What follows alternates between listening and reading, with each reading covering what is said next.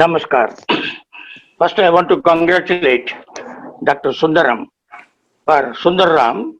for sustaining this organization for all these years with hardly any help from any government. So, I congratulate Sri Manishankar Iyer also for the panoramic view that he has given of the Panchayati Raj legislation and the working of the panchayats. I am from a village, Angaluru in Krishna district. In the 1930s, my grandfather was the chairman of the panchayat, village panchayat. Mr. Manishankar Iyer must be knowing, during the period 1922 to 37, the Justice Party was ruling the then what was called Madras province. So under their rule itself, there were panchayats, and in my village, my grandfather was a panchayat chairman, and the singular achievement of his was to construct a building for Bala Saraswati Pustaka Bhandagar.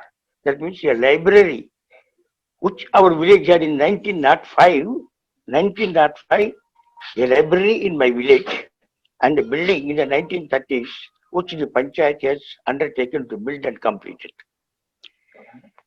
Yesterday, we celebrated the Constitution Day, and Dr. Ambedkar was paid so many tributes.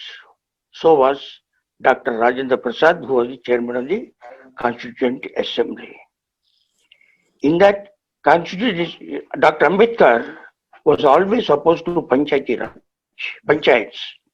He said the villages, they are the dens of obscurantism and casteism and caste oppression. He was not for it. But in contrast to him, Mahatma Gandhi said he dreamt of Ramaraj and also Gram Swaraj. In fact, it was the Gram Swaraj that sustained India through 800 years of foreign aggression. People came and ruled and went just like a tempest. But the village life went on and on because the villages were almost republics. The panchayats were administering everything. From the, it was only in 1984-89 when Raja was the prime minister that the constitution was amended to bring into life panchayats again. And Mr. Manishankar played a great role in that one. There is a saying that we promise according to our hopes, we perform according to our capacity. So great promises were held up that this Panchayat Raj will revolutionize our rural areas. But the performance has been according to our capacity much worse, according to our interests, the interests of the politicians. That is why much of our hopes had not been delivered. In 1989, when VP Singh government came, there was another great hope held. It was called the Citizens Charter. Citizens who are paying taxes, they are entitled to the services, and the standards of the services must be laid down, and the providers must be held to account. That also come to NOUGHD, not. Just as Panchayati Raj, in the 300,000 odd panchayats, with the 42 lakhs of panchayat representatives, are belying our hopes. Friends, the romantic idea of Panchayati Raj has become a dream. In practice, it is because of the politicians wanting to be ubiquitous and grabbing every power and thinking that since I am elected, I am the chief minister, I can do whatever it is, or I am the owner of a regional party, or many of the parties are now proprietary and dynastic, whatever we do will happen. I want to refer to two or three things. In 1951 census, population was about 38 crores, 85% of them were rural people. That is about 32 crores. Today's population is about 135 crores. 68% are rural people. That comes to about 82-83 crores of people. 82-83 crores of people on the same land instead of 32 crores of people. Now, contrast what has happened to them with those in China. In China, there were much more number of people in the rural areas. But just to cut it short, China's per capita income now is about 5.5 times that of India, and our rural population is 68%. Theirs is less than 50%. Now, the tremendous progress that China has done, the investment that had come, have not come from any urban sources. They have come for all the wonderful things that China has achieved. Where did the government of such a low income country get the money to finance all this impressive urban infrastructure? That was the question. And the answer is rural China. It was the prosperity that was built in rural China, which increased their agricultural yields by about 5 to 6 times compared to our India. And the surpluses from that and the surplus manpower from there participating in building up the most prosperous, the second largest economy in the country with the least number of unemployed people, etc. Our hope should be for these 83 crores of people who are living in the same area.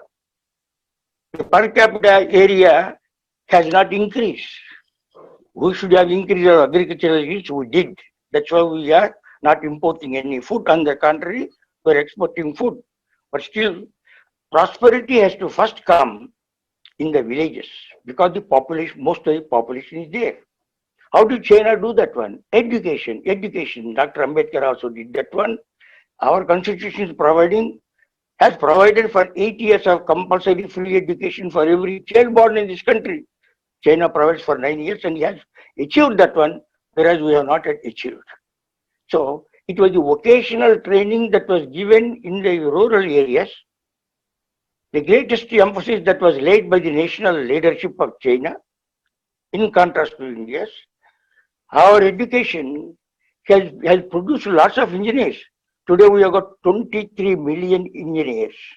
And at one time, from 3,500 engineering colleges, we were turning out 15 lakh engineers, some of whom have applied for a tune's job in Lucknow a few years ago. Now, how do we build up this rural economy? How do we transform the citizens' outlook, the 87, 85 crores of people? And by the way, 85 crores of the people are the ones who are getting from public distribution system almost free rations. That means we are feeding so that they can breed. Whereas China stopped the breeding, and with one child norm and people getting instructed, inspired to build a powerful China, they have been able to, until 1992, the per capita income in China was less than that of India's. Until 1992. And in the today now it is 5.5 times. The reason was the rural areas, the development was first taken over there. Now come to our panchayats. Something is wonderful happening. Wonderful is happening in Andhra Pradesh. There is what is called Gram Sachivalaya. Gram Sachivalaya, a ward Sachivalaya, in addition to the panchayat office. In a village, that is my village, I have surveyed so many villages, with a population of about 5,000 people, 3,000 people registered for work cards under NREGA. Now, what is the work that they are creating? Almost nothing. Every year we are spending about 40,000 to 45,000 crores of rupees for NREGA. What assets have they created?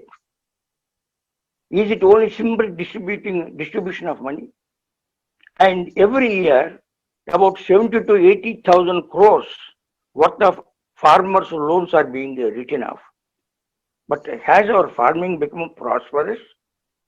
Evidence is to the contrary, as signaled by the number of suicides that the farmers are coming. Now, coming to the specific example of what is happening to Panchayati Raj. for the elections to get you elected from a ward with about 1,000 or 2,000 voters, people are spending lakhs and lakhs of rupees. Our government in AP once said that if the branches are elected unanimously and there is no election, we'll give so much money as a gift to that village. Various people took that bait. But just as in the state level and the parliamentary level and in the municipal level, so many people contest and millions of rupees are being spent in the village panchayat elections also they are being spent like that. In the village of 5,000 people with 1,000, about 1,300 households, recently in my village, 27 volunteers each paid 8,000 rupees per month. What will they do? This is in addition to the panchayat office and also village Sachivalaya, which is employing another 8 people.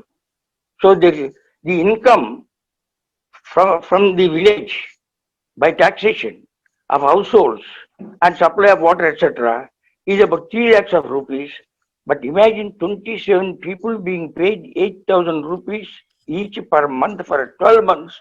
It is coming to lakhs and lakhs of rupees. So money is being pumped. Is there any work?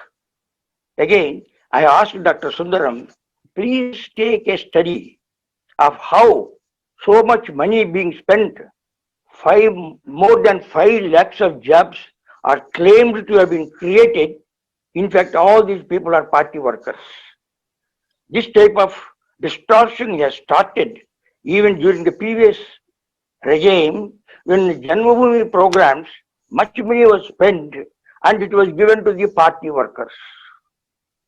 So it is the politicization and the politicians who are not statesmen but who have created dynastic successions. It is the corruption in the politics of India that has completely undone the great noble idea of Panchayati Raj, villagers ruling themselves, saying, trying their own plan, this is our priority, it should be done, that should be done, it is not done right. So money, plenty of money is being spent. There is no dearth of money. For example, in the last 1.5 years in Andhra Pradesh, 65,000 crores of rupees have been credited to the direct bank transfer DBTRs to various types of people, from barbers to washermen to weavers to street vendors, etc., etc. Now, in this, the panchayat has absolutely no role, and all of them are even laughing or saying, how long will this prosperity of wealth, of money being given to us without work, that is, the welfare ethic deliberately destroyed, welfare ethic deliberately introduced to destroy the work ethic. Hasine ki kamai ki bhare, instead of that one, only money transfers. So the villager's mind is getting corrupted. I need not do any work. What of the panchayat? If the panchayat is there, if it is receiving a lot of money, actually Manishankar Ayerji knows that while the government wanted to transfer the money to the panchayats directly, state governments, especially I know, when NTR was my chief minister, he said, why should it go there? It should come to me, and that means state government, and then we will distribute it. There again, the idea of political domination, political interest.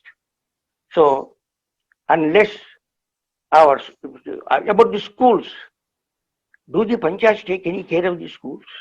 Do they care about the type of education, the quality of education that is there? Recently, I came across statistics in my state. 60% of them do not have a urinal, both for girls and 65% of the school-going children are not going to government schools, which are free, where textbooks are given, shoes are given, clothes are given, but they are all going to private schools. So what has the panchayat done for this? I remember in my village in 1946, there was a girls' high school. Our women, when Amunasangam Chettiar was the education minister, an Anglo-Indian district education officer lady, she came to the village. Women in my village, they said, we want a high school for our girls' children. The boys can walk to the nearby town, but our girls can't walk. And she said, we don't have money. Then the women, the mothers, they took out their ornaments, everything simply threw upon her and said, here is the money, please start a school. And this lady reported to Avinash Lingam Chettiar, and he immediately granted the girls' high school. We got the boys' high school 10 years later, but the girls' high school. It was said that the majority of the panchas nowadays are women. Yes, women, they know what is the problem. So the panchayats have to concentrate upon quality of education, type of education that is given, as in China, vocational education, skills. It is the skills that are to be imparted. Whereas here, everybody wants to become an engineering graduate and go to America. So a topsy-turvy thing has been done. The panchayats have to be, the villagers have to be inspired. They are to be brought back to the old value, the old morality of pasine ki kamai. Because wealth is created out of work, and whatever is given free has no value at all. Education, what Dr. Ambedkar has thought of. Now, when the debates were going in the constitution, Rajendra Prasad said, we are giving adult franchise. When the literacy, just literacy was 19% in 1947-48 time. They will have a voice to decide what should be our foreign policy, what should be our budget, but they have no voice in their own village what to do with their money and what they want. But nobody ever heeded. So the people who are statesmen, they thought of education and the quality of men, that should be educated, that should be elected. Rajendra Prasad said, if the people who are elected are capable and men of character and integrity, they would be able to make the best even of the worst constitution. If they are lacking in these, the constitution cannot help us, cannot save this country. Unfortunately, this is what has happened. And Dr. Ambedkar, this was from the speech of Dr. Rajendra Prasad, and Dr. Ambedkar also spoke on the 26th of November. He said,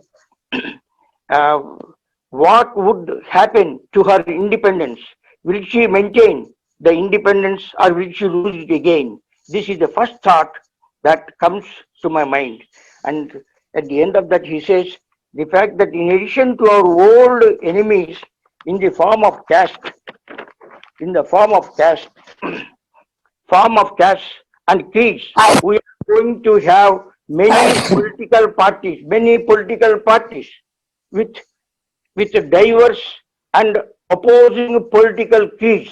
Will Indians place creed above country? I do not know. But this much is certain, that if the parties place creeds above country, our independence will be put in jeopardy a second time and probably lost forever. Great speeches of Dr. I am concluding this. With these words only. First, my request is this: Dr. Rajendra Prasad and Ambedkar's misgivings must be heeded to. Number two, the great experiment that is going on in the name of creating jobs, Gram Sachivalaya, Ward Sachivalaya, the experiment that is done, because from this in Bihar elections, the RJD promised 10 lakhs, BJP promised 15 lakhs. Are these jobs going to be this type of volunteers? That is what we have to understand, what we have to analyze. I wish Dr. Sundaram great success and a study like that, and Mani Shankar Iyer and other people should be able to guide. A great wastage of money should have to be stopped. The panchayatis have to become what Gandhiji had thought and what Rajiv Gandhi also thought of. Thank you. Dhanyavad.